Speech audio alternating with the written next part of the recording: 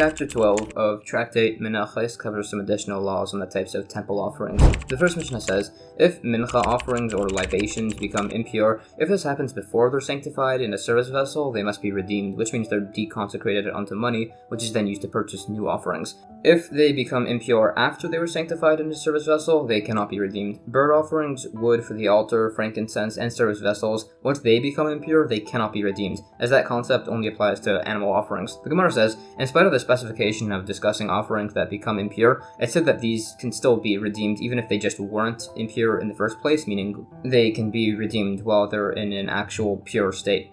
The case with the sanctified vessel while the offering was impure was specified, as otherwise you might have incorrectly thought that an impure offering has the status of a blemished offering, which is based on a verse. It sources the principle that a blemished offering is referred to as impure. Others disagree with the concept that non-impure offerings before being sanctified in a service vessel can be redeemed, saying that's incorrect, as we see wood, frankincense, and otherwise are treated as pure, but they still cannot be redeemed.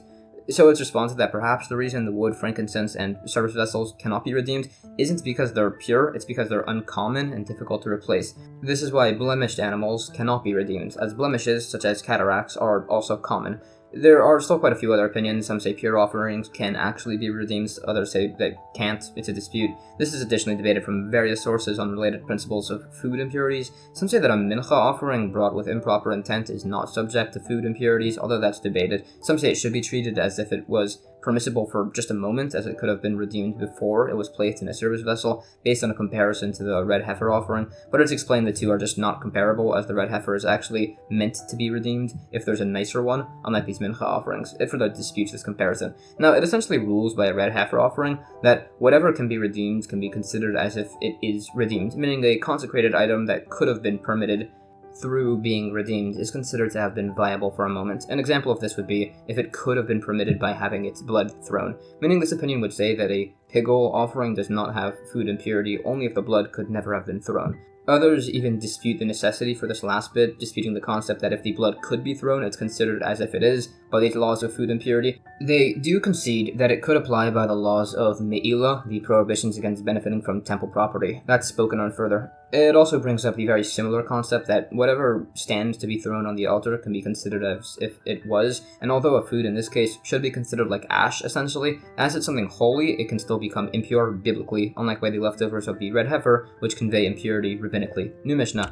If somebody vowed to bring a machavas type mincha, which is in a specific type of vessel, and then brought a marcheshes type mincha, or vice versa, it's valid, but he hasn't fulfilled his obligation.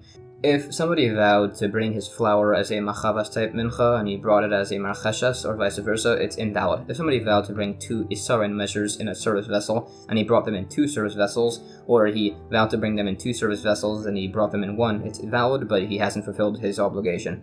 If he vowed that his 2 isarin of flour should be brought in 1 service vessel and he brought them in 2 or vice versa, they're invalid. In the case where the man vowed to bring 2 isarin measures in a service vessel and he brought them in 2, if people told him that he's making a mistake and he did it anyways, they're invalid. If he listened and he swapped them out for 1 vessel, it's valid. And if somebody vowed to bring 2 isarin in 2 vessels and he brought them in 1 vessel, if people warned him that he's making a mistake and he listened and he put them in 2 vessels, it's valid. And if he didn't and he put them in 1 vessel, then it's just like 2 separate mincha offerings that are just being combined in 1 vessel. The Gemara says, each of these cases were individually necessary to quote, as by the machavas and the marcheshes mix-up, that's an entirely different service vessel, and by the different size measures, the offering is being divided. Also, others actually disagree and say that if a different mincha was brought than what was actually vowed on, it's valid and it fulfills its obligation. We said if somebody vowed to bring a machavas and then brought a marcheshes type mincha, it's invalid. This is as the incorrect service vessel is actually able to consecrate something just to disqualify it. Additionally, these principles of invalidation apply if he specified at the time of the vow, not if this was done later when he set aside the flour. New Mishnah. If somebody vows to bring a mincha from barley, he must use wheat. If somebody vows to bring his mincha from ordinary flour, he still needs to bring it from fine flour.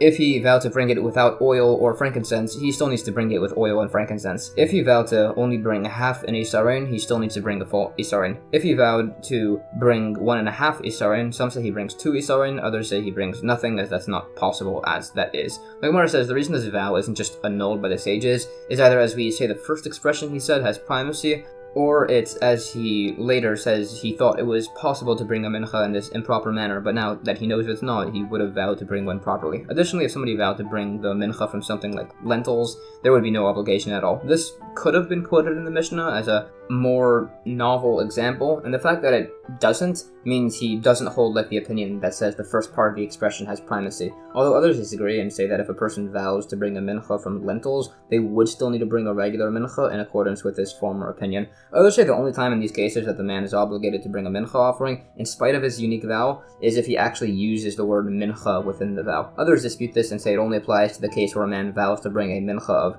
1.5 isarin by saying he's bringing a half an isarin and an isarin, as the word mincha obligates him to bring the first full isarin, and afterwards he promised to bring a full isarin. Others disagree as they hold the person is also bound by the conclusion of his words. New Mishnah.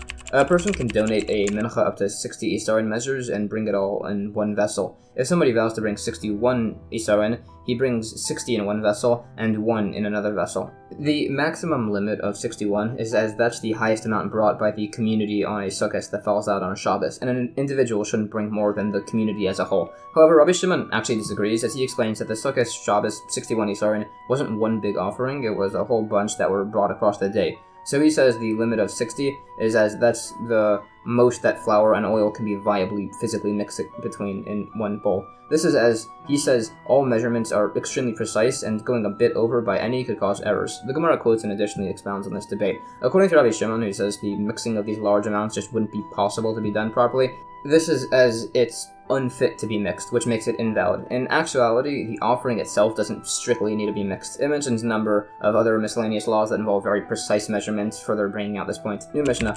It's permitted to donate an independent libation of 1 lug, 2 lugin, or 5 lugin, as those aren't brought with animals. It wouldn't be allowed to donate 3, 4, or 6 or higher.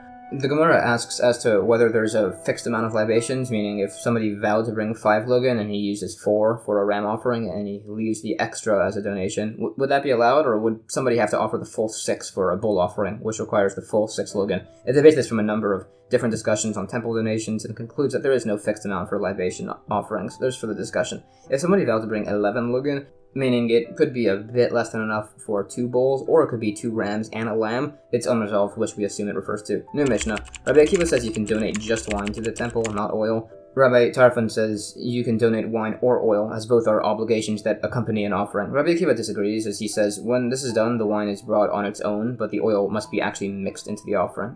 Related, 2 people cannot partner to donate 1 isarin of a mincha offering, but they can donate an ola, a shlamim, or a single bird offering together. The Gemara says, based on Rabbi Akiva and Rabbi Tarfon, it would be permissible, according to both, to donate a libation mincha as much as you want, in spite of the fact that it wasn't specified in scripture in the list of donatable voluntary offerings. The remaining listed points are then sourced, and it explains some points on the significance of the mincha offering. And that's the end of chapter 12.